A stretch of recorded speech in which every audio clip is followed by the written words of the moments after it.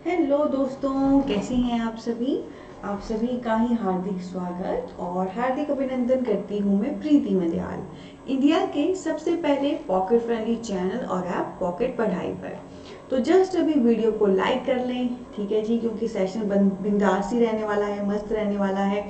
और चैनल को भी सब्सक्राइब कर लें। प्रीति मदयाल पॉकेट पढ़ाई आपका अपना चैनल है और हमें आपके अपने परिवार को फॉलो कर लें। पॉकेट पढ़ाई प्रीति मजाल को फेसबुक, इंस्टा, टेलीग्राम पर लिंक वीडियो के डिस्क्रिप्शन में दिए गए हैं। और क्या दोस्तों, आप आने वाले नेट पे फोकस कर रहे हैं, जीआरएफ आपका टारगेट है, रैंक लाना आपका टारगेट है, या आप किसी भी स्टेट के सेट के लिए फोकस कर रही हैं, चाहे राजस्थान है, मध्य प्रदेश है, हिमाचल है या कोई भी, और आप चाहते हैं कि इंडिया की सबसे बेस्ट तैयारी आप करें, वो भी सबसे सस्ते रेट पे, जहाँ पे हो सबसे अच्छा पर सबसे सस्ता। तो जस्ट अभी इस पॉकेट पढ़ाई ऐप को डाउनलोड कर लीजिए। वीडियो की डिस्क्रिप्शन में दिया गया है, जहाँ पे माइंड ब्लोइंग इंडिया का बेस्ट कंटेंट, बेस्ट टेक्निक के साथ आपके सामने अवेलेबल है, बिल्कुल सस्ते रेट पे। और हाँ दोस्तों, हमारा कॉन्टैक्ट नंबर भी वीडियो की डिस्क्रिप्शन में दिया गया है। आप में से किसी की कोई भी क्वारी हो, आप हमें वहाँ पे मैसेज करिए। मैं खुद और हमारी टीम आपको खुद बहुत अच्छे से गाइड करेगी, ठीक है। सारी प्रमोशन हो गई चलिए फिर आगे बढ़ते हैं। तो दोस्तों, आप जानते ही हैं, बहुत खूबसूरती के साथ हम अपनी रिस्टोरेशन एज को एक्सप्लोर कर रही हैं। और पिछले लेसन में मैंने आपको बताया था कि रिस्टोरेशन जो एज है उसके क्या फीचर्स हैं, क्या खासियतें हैं, एंड लिटरेरी फीचर्स हमने उस एज के लिए थे। और अब इस क्लास से बारी बारी से जो important writers and important work हैं एग्जाम ओरिएंटेड, उन्हें हम लेना शुरू करेंगे। और सबसे पहले दोस्तों, आपके सामने ये फोटो आपको दिख रहा है, ठीक है। इन राइटर को हम लेने जा रहे हैं। तो एनी गैसेस, ये कौन है? ध्यान से देखिए, इनकी आंखों को काफ़ी सुलझी हुई और लग रही हैं, शांत फेस लग रहा है, लंबे लंबे बाल हैं, ठीक है। तो दोस्तों, ये है none other than restoration age के फर्स्ट मेजर राइटर जो हम पढ़ने जा रहे हैं, जो है जॉन ड्राइडन, ठीक है। ये जो सुलझे हुए पर्सन लग रहे हैं, ये जो शांत फेस लग रहा है, ये एक बहुत ही मेहनती फेस है, बहुत ही अच्छा राइटर है, रिस्टोरेशन एज का मेजर राइटर है, जिन्हें हम एक्सप्लोर करना शुरू करेंगे। ड्राइडन नाम तो सुना ही होगा, ठीक है। तो आइए देखते हैं। तो दोस्तों, सबसे पहले कुछ खास बातें जॉन ड्राइडन की पर्सोना एंड पर्सनैलिटी को लेकर मैं शेयर करूंगी, जैसे थोड़ा सा उनसे हम रूबरू हो पाए कि हाँ जी क्या है, कैसे है। फिर हम धीरे धीरे इनके सारे वर्क लेना शुरू कर देंगे। तो दोस्तों, इसमें सबसे पहले मैं आपको बता देती हूँ कि जॉन ड्राइडन का जो जन्म है, ये 1631 में हुआ था, 1631 में, और 1700 में इनकी डेथ हो गई थी। तो 1631 he is born and in 1700 he was died, है ना। और मुझे बताने की जरूरत नहीं है कि ये ईयर्स इंपॉर्टेंट है। डायरेक्ट नहीं आता एग्जाम में कि कौन सा राइटर कब मरा था, पर हाँ ये जरूर आता है कि कौन सा राइटर किसके साथ था, किसके कॉन्टेम्पररी था, कौन राइटर पहले आया बाद में आया। तो ये प्रश्न आप तभी सॉल्व कर पाते हैं जब एटलीस्ट आपको पता हो कि इनके बॉर्न या डेथ ईयर क्या है, या किस एज को ये बिलोंग करते हैं। तो ये जो ईयर्स हैं, ये अंडर एस्टिमेट करने का नहीं है ना। और खासकर जॉन ड्राइडन तो एक मेजर राइटर हैं, इनका तो पूछा जा सकता है आराम से, कंटेम्प्रेरी में भी किसके समकक्ष थे, या क्रोनोलॉजिकली भी ये अरेंज करने को आ सकते हैं राइटर्स एज वाइज। तो जॉन ड्राइडन हम पहले राइटर पढ़ रहे हैं रिस्टोरेशन एज में। 1631 में इनका जन्म हुआ और 1700 में इनकी डेथ हो गई। इनके बारे में दोस्तों पहली खास बात क्या है, इनको हम इंग्लिश क्रिटिसिज्म का फादर कहते हैं, ठीक है। फादर होता है जिसने बिगिन किया है, जिसने पैदा किया है। तो जो हमारा इंग्लिश क्रिटिसिज्म है ना, उनको पैदा करने का श्रेय ड्राइडन को जाता है। देखो, ड्राइडन से पहले सिर्फ वर्क आता था, ठीक है जी, पोइट्री है, ड्रामा है, सिर्फ वर्क आता था। कोई भी ऐसा नहीं था बताने वाला जो एग्जैक्ट हमें बताए कि अच्छा तुम वर्क तो लिख रहे हो, पर तुम्हारे वर्क में ये चीज़ अच्छी थी, इसको कंटिन्यू करो, या तुम्हारे वर्क में ना ये ठीक नहीं है, इसको तुमको इम्प्रूव करना चाहिए, है ना। तो वो जो होता है वो क्रिटिसिज्म होता है। हम कई बार सोचते हैं कि क्रिटिसिज्म का मतलब होता है किसी के बारे में बुरा कहना, क्रिटिसिज्म कर रहा है बहुत, नहीं। क्रिटिसिज्म का मतलब होता है जेन्युइन ओपिनियन देना, that can be good, that can be bad, ठीक है। तो सबसे पहले तो अपना ये कॉन्सेप्ट क्लियर कर लीजिए कि क्रिटिसिज्म है क्या। क्रिटिसिज्म से बुराई करना नहीं होता है, क्रिटिसिज्म अच्छाई और बुराई दोनों करना होता है। जो भी आप फील कर रही हैं किसी के बारे में वो जेन्युइनली बताना जो है क्रिटिसिज्म होता है।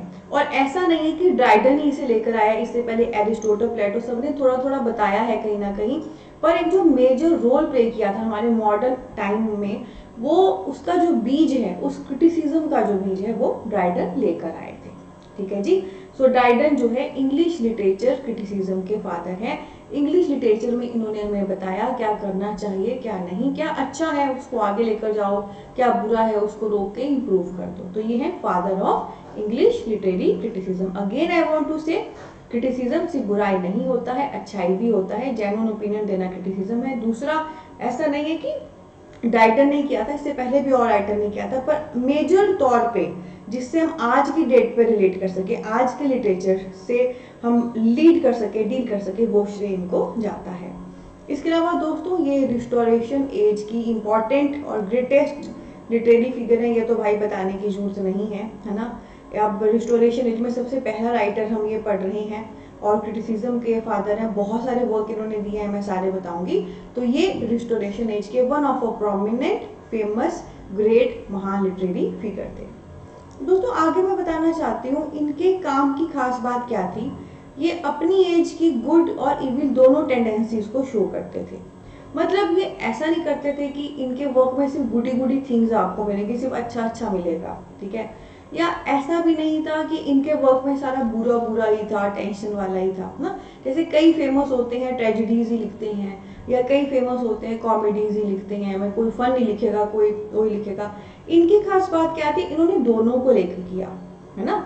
जैसे क्रिटिसिज्म में दोनों चीजें होती हैं, अच्छी और बुरी, सिमिलरली इनके वर्क में भी आपको दोनों चीजें देखने को मिलेंगी, है ना। एंड दोस्तों मैं हमेशा एक बात कहती हूँ, जैसा होगा तन वैसा होगा मन, वैसी होगी लेखनी। यानी कि जो भी आपके मन पे प्रभाव पड़ रहा होगा, आपकी बॉडी उससे गो थ्रू करेगी, और वही जो आप फील करोगे ना, जो आपके दिल और दिमाग को टच होगा, वही आप एट द एंड लिखने वाले हो, है ना। वही एट द एंड आप लिखोगे, है ना। ऐसे थोड़ी ना कहीं से थॉट आ जाएगा मुझे ये लिखना है, वो लिखने का थॉट आपके उस छाप से आता है। तो इनकी खास बात क्या थी, ये रिस्टोरेशन एज को बिलोंग करते थे, ठीक है। एंड रिस्टोरेशन एज में जो भी अच्छा हो रहा था, जो भी बुरा हो रहा था, ये उससे बहुत डीप लेवल पे जाके टच होते थे, बहुत डीप लेवल पे उसको महसूस करते थे, और उसको बहुत ही खूबसूरती से इन्होंने अपने वर्क में निकाला है। ठीक है जी।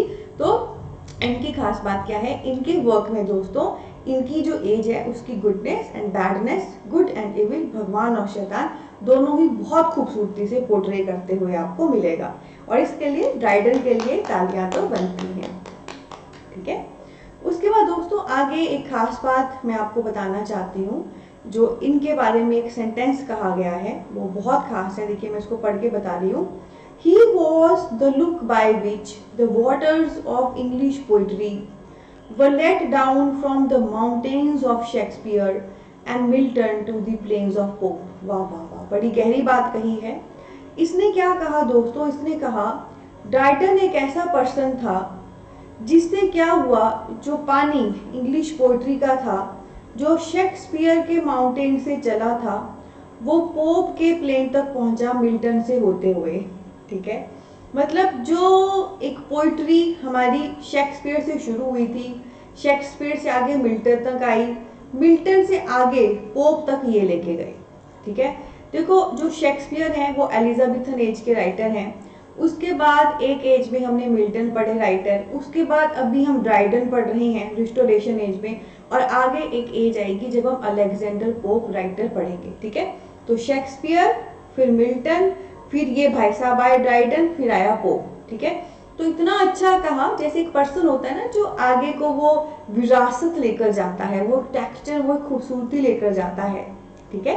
तो जो पोइट्री थी जो शेक्सपियर के माउंटेन से शुरू हुई, फिर मिल्टन तक गई, वो ड्राइडन में आई, और इसने आगे पोप के प्लेन्स तक दे दी। जैसे एक नदी होती है, पहाड़ों से चलती है, पहाड़ों को छेदते हुए आती है और प्लेन में चली जाती है। मैं हिमाचल से हूँ, हिमालय से नदियां आती हैं, पंजाब में जाती हैं, है ना। वैसे ही जो पोइट्री की नदी है, जो लिटरेचर की नदी है, जो शेक्सपियर से मिल्टन तक आई, मिल्टन से फिर ड्राइडन तक आई, और इसने पोप के प्लेन्स में दे दी, ठीक है।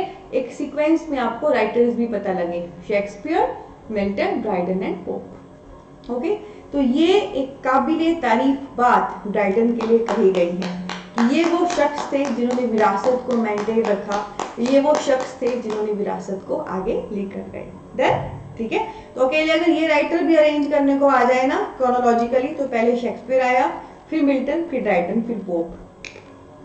ठीक है, तो ये हमने कुछ दोस्तों खास बातें की ड्राइडन की।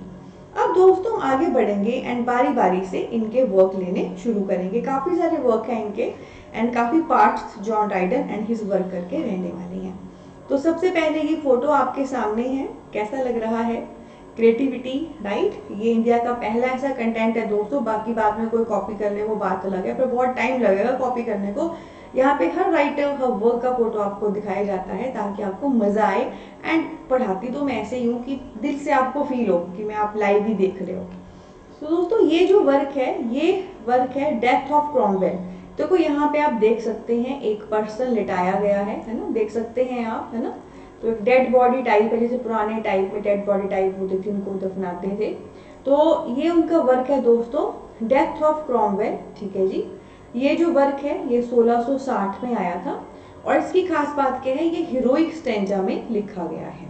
ठीक है, तो ये जो पहला वर्क हमने किया डेथ ऑफ क्रॉमवेल, यानी कि क्रॉमवेल कोई पर्सन है, उसकी डेथ हो गई है, वो फोटो पे भी वो डेथ वाला सीन ही है। ठीक है, तो डेथ ऑफ क्रॉमवेल ड्राइडन का वर्क है, 1660 में आया है और ये हीरोइक स्टेंजा में लिखा गया है। ठीक है, तो स्टेंजा तो होते हैं पैराग्राफ। ओके, हीरोइक स्टेंजा क्या होते हैं? ऐसे पैराग्राफ जिसमें आयम्बिक पेंटामीटर का यूज किया जाता है। ओके, अब ये मीटर क्या है? जैसे मैंने कहा आयम्बिक पेंटामीटर। देखो जब कभी हम वर्ड्स की बात करते हैं, वर्ड्स यानी कि पोइट्री, पोइट्री यानी कि जो राइम करे, जिसमें रिदम हो, उसको पोइट्री कहते हैं ना। आज नहीं है खाना खाना, मैं बनाऊंगी यही बहाना, मम्मी मारे जो मजिताना, ना ना ना। ये जो मैंने ऑन द स्पॉट एक कलोल पोइट्री में हर बार चेपती हूँ, पर मेरे इसका टारगेट क्या है, इसमें जो एंड में ना ना ना आया, वो जो राइम आई, राइट, उस वजह से वो पोएम बन गई। नॉर्मल पहले में रिदम नहीं होती है, पोइट्री के पहले में रिदम होती है। ठीक है, तो ये जो रिदम होती है ना दोस्तों, ये मीटर की वजह से आती है। जब हर लाइन में आप सेम मीटर यूज करते हो तो रिदम आती है। ठीक है, तो हीरोइक स्टेंजा बेसिकली वो पैराग्राफ है जिसमें जो मीटर आप यूज करते हो वो होता है आयम्बिक पेंटामीटर। ठीक है जी, पोइट्री में रिदम कहाँ से आती है? मीटर की वजह से, एक जैसा मीटर यूज करने से। और हीरोइक स्टेंजा कैसा पहरा है पोइट्री का? जिसमें आपने आयम्बिक पेंटामीटर को यूज किया। तो मीटर के बहुत सारे टाइप होते हैं, पेंटामीटर, हेक्सामीटर। तो हीरोइक वाले पहरे में आप जो है आयम्बिक पेंटामीटर यूज करते हो। एक बार मैं पूरा पढ़ा देती हूँ सारा जो मैंने भी पढ़ाना है, फिर मैं आपको बता दूंगी गूगल से क्या सर्च करना है। उसके बाद दोस्तों नेक्स्ट हमारे सामने ये है, ये भी एक वर्क का ही बेसिकली फोटो लगाया है। और दोस्तों ये वर्क है हमारे सामने एस्ट्रिया रिडक्स, ये 1660 में आया है। ठीक है, तो एस्ट्रिया रिडक्स ये हमारे सामने वर्क है। एस्ट्रिया रिडक्स की खास बात क्या थी दोस्तों, जो चार्ल्स टू है ना, जिसकी वजह से रिस्टोरेशन, एज का नेम रिस्टोरेशन पड़ा है, मैंने कहा था इसने रिस्टोर किया था एज को। तो चार्ल्स टू जब पावर में आया तो ड्राइडन ने उसको फेवर करने के लिए, उसको प्रेज करने के लिए, उसका वेलकम करने के लिए ये वर्क लिखा था एस्ट्रिया रिडक्स, जो 1660 में आया था। और इसमें ना चार्ल्स टू को बेसिकली ओल्ड गोट कहा गया है, पुरानी बकरी। ठीक है, मतलब ये एस्ट्रिया रिडक्स काइंड ऑफ कह सकते हैं आप, एलिगरी काइंड ऑफ वर्क है, या ऐसा वर्क है कि कुछ शब्द कह के किसी और को संबोधित किया गया है। ठीक है, सो एस्ट्रिया रिडक्स वर्क है, 1660 में आया था। 1660 मतलब जब चार्ल्स टू हमारा राजा बना था, तो उसको वेलकम करने के लिए ड्राइडन ने वर्क लिखा ताकि उसकी प्रेज हो जाए, थोड़ा फेवर मिल जाए। आप किसी के लिए कुछ करते हो तो ऑब्वियसली वो खुश तो होता है, कुछ फेवर तो देता है। तो बेसिकली चार्ल्स टू को वेलकम करने के लिए ड्राइडन ने वर्क लिखा था, उसको फेवर मिले। और यहाँ पे चार्ल्स टू को उसने ओल्ड गोट कहकर प्रेफर किया है ना। जैसे पुराना घोड़ा, पुरानी बकरी को कहते हैं ना कि जो पुराने होते हैं उनको नॉलेज होता है, एक्सपीरियंस होता है। तो ओल्ड गोट का मतलब ये मत सोचना कि बूढ़ी बकरी कह के उसकी बुराई कर रहे हैं, नहीं, बल्कि उसको ऐसे वो बताने की कोशिश कर रहा है कि कितनी महारत है उसको, कितना नॉलेज है उसको, कितना एक्सपीरियंस है उसको। ठीक है, तो ये दोस्तों अभी हमने ड्राइडन और उसके दो वर्क किए। तो ड्राइडन को मैं ऐसे तो जब मेरा राइटर या उसके वर्क पूरे हो जाते हैं तब मैं आपको कहती हूँ गूगल से देख लेना, और आज मैं पहले ही कह देती हूँ जॉन ड्राइडन को आपने गूगल से देख लेना है। और यहाँ पे 4 राइटर आए हमारे, शेक्सपियर, मिल्टन है आप ऑलरेडी देख चुके होंगे गूगल से, ड्राइडन आप अभी देख लोगे, पोप आगे आएगा तो उसको भी गूगल से देख लेना है, आगे ये आना ही है। उसके बाद दोस्तों ये जो डेप्थ ऑफ क्रॉमवेल वर्क है इसको भी गूगल कर लेना। ये ड्राइडन का वर्क है, 1660 में आया, हीरोइक स्टैंजा इसमें है, वो तो आपको पता लग ही गया। हीरोइक स्टैंजा क्या होता है वो भी मैंने आपको बता दिया। पर फिर भी जब आप इसको गूगल करोगे इतनी सारी लाइनें खुलेंगी, और बिल्कुल टॉप की जो लाइनें हैं जब आप अच्छे से कर लोगे तो आपका हींग लगेगा ना फटकरी, नेट लेवल की तैयारी हो जाएगी। और उसके बाद एस्ट्रिया रिडक्स जो उन्होंने चार्ल्स टू को खुश करने के लिए उनके आगमन पे लिखा था, इसको भी गूगल कर लेना, ठीक है। तो ये कुछ राइटर्स एंड कुछ वर्क मिले आपको गूगल करने के लिए, सिर्फ ड्राइडन ही है, बाकी राइटर तो ऑलरेडी हो गए हैं। तो कैसा लगा दोस्तों सेशन? आई होप आपने वीडियो को लाइक कर दिया है, अच्छे से आपको समझ आ गया है, चैनल सब्सक्राइब कर चुके हो और आपका अपना पॉकेट पढ़ाई जो ऐप है उसे डाउनलोड कर चुके हो। पता है दोस्तों पॉकेट पढ़ाई ना एक क्रांति है पूरे इंडिया में, जहाँ पे हम सबसे बेस्ट कंटेंट और सबसे सस्ता कंटेंट दे रहे हैं। तो जितना आप इसको प्यार दोगे, जितनी आप ब्लेसिंग दोगे, उतने का ये फलेगा फूलेगा। और आपको एक खास बात बताऊं, पॉकेट पढ़ाई जुड़ा हुआ है मयान एनजीओ से, जो एनिमल्स और प्लांट्स वेलफेयर के लिए काम करता है। तो पॉकेट पढ़ाई तो है ह्यूमन डेवलपमेंट के लिए, कि हम इंसान के लिए काम कर सकें, उसको अच्छी एजुकेशन प्रोवाइड कर सकें। और फर्दर ये जुड़ा हुआ है मयान एनजीओ से, जो काम करता है ह्यूमैनिटी डेवलपमेंट के लिए, इंसानियत के लिए, एनिमल्स और प्लांट्स के लिए। तो आपका पढ़ना सिर्फ आपकी ज़रूरत पूरी नहीं कर रहा है, और भी बहुत सारे एनिमल्स और प्लांट्स की हेल्प कर रहा है। जुड़ना अच्छा है पॉकेट पढ़ाई से, जुड़िए दिल से दिल तक। बहुत सारा प्यार, बहुत सारी ब्लेसिंग, टेक केयर।